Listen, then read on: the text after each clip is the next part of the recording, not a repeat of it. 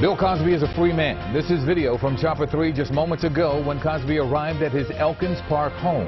In a stunning reversal, the Pennsylvania Supreme Court overturns Cosby's sexual assault conviction. Good afternoon, everyone. I'm Yuki Washington. Jess is off today. It all comes down to a deal Cosby made with a former Montgomery County prosecutor.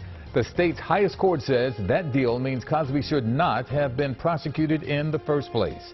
We have been on this story since it first broke, and we have live Team 3 coverage right now. Let's start with Natasha Brown at the prison where Cosby had spent the better of 2 years. Natasha? Well, good afternoon to you, Yuki. Not a lot of developments here at the prison here behind me. It's pretty quiet at this point, but there was some activity earlier this afternoon. Now, as you know, the country watched, some cheering, some dismayed, as Bill Cosby was shackled and led into this prison more than 2 years ago. Just about an hour and a half ago, he was released from the State Correctional Institution, Phoenix, as of 2:30 this afternoon. Let's take a look at some video from Chopper 3. Bill Cosby left the facility in a 3-car motorcade after the state Supreme Court's ruling. Pennsylvania's highest court overturned comedian Bill Cosby's sex assault conviction. Now, the court said today that they found an agreement with a previous prosecutor prevented him from being charged in this case. 83-year-old Cosby has served more than 2 years at this state prison. He could have served a maximum of 10 years behind bars, and he vowed to do just that rather than admit to being guilty. Cosby, who was once beloved as America's dad, he was charged in 2015 when a Montgomery County prosecutor armed with new evidence arrested him days before the 12-year statute of limitations expired on the sexual assault allegation. Now, Bill Cosby was convicted of drugging and molesting Andrea Constand at his home back in 2004. Now, let's let you take a look at the exit photo that was taken today just after 2 o'clock this afternoon, just before Bill Cosby was released from this prison. We have now confirmed from the Pennsylvania Department of Corrections that Cosby was issued a parole number upon his departure. That is a formality according to the Department of Corrections. However, a spokesperson confirmed he is not subject to any further DOC monitoring or reporting requirements since his conviction was vacated. So, in essence, Bill Cosby is now a free man. That is the very latest here in Collegeville. Natasha Brown, CBS 3 Eyewitness News. Thank you, Natasha. And we have Bill Cosby's prison release photo that was just sent to us from the Pennsylvania Department of Corrections.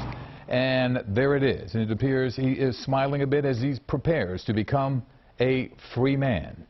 So far, there is no reaction from Cosby's accuser, Andrea Constand. We did reach out, and Constand's attorney says they are reviewing the ruling at this time.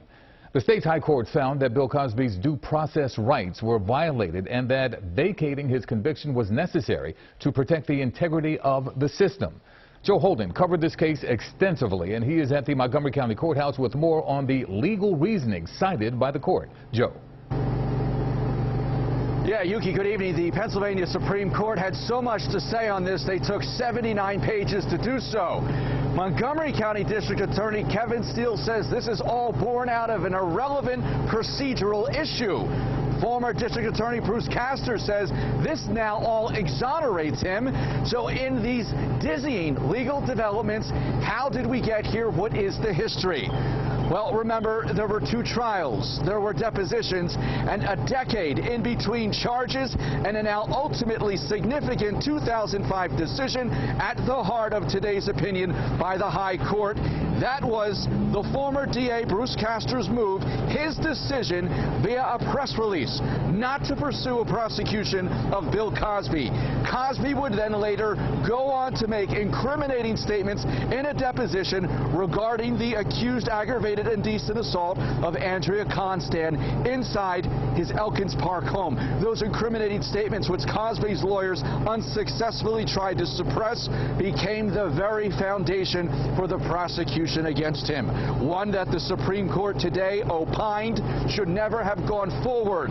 The Supreme Court, in its 79-page opinion, wrote, quoting, "We hold that when a prosecutor makes an unconditional promise of non-prosecution, and when the defendant relies upon that guarantee to the detriment of his constitutional right not to testify, the principle of fundamental fairness that undergirds due process of law in our criminal justice system demands that the promise be enforced."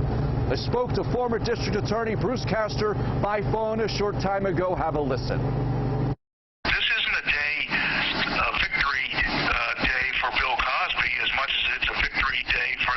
Constitution of the United States and the Constitution of Pennsylvania.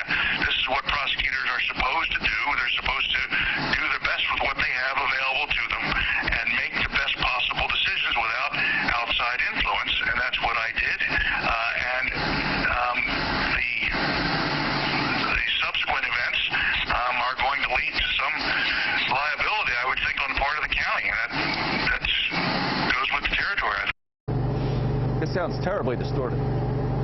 Sorry about that. The Montgomery County District Attorney also releasing a full statement, which we will read in part, quoting, he, Bill Cosby, found guilty by a jury and now goes free on a procedural issue that is irrelevant to the facts of the crime.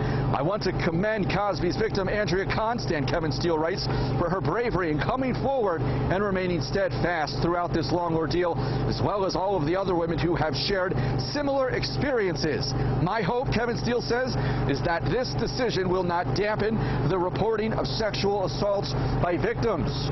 I spoke to one of the prosecutors on the case over Zoom not 5 minutes ago. He says he believes this does not diminish voices coming forward to tell their stories. However, Yuki, right now developing on social media some of the prior bad acts witnesses really not taking this news too lightly. Speaking of which, Joe, with Cosby being convicted, that means there's evidence of criminal conduct. This bombshell from the Supreme Court is certainly a shock to his accusers. It is indeed, and you know, legal experts, Yuki, will tell you nothing is changed about the evidence that was entered. It really is a legal procedural issue.